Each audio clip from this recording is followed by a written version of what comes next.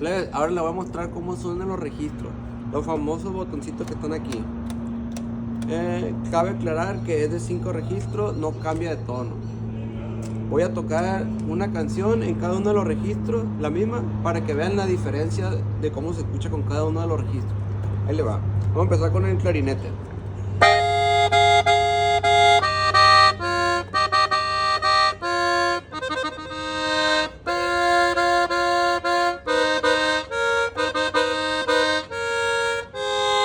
Seguimos con el celeste.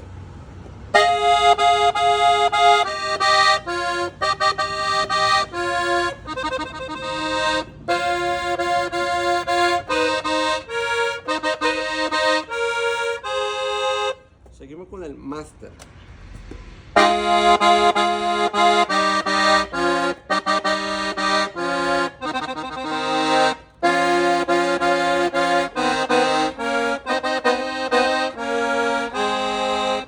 Seguimos con el bandón.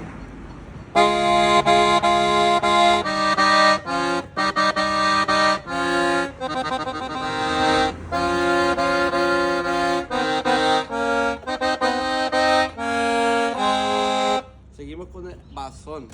Este registro casi no se utiliza.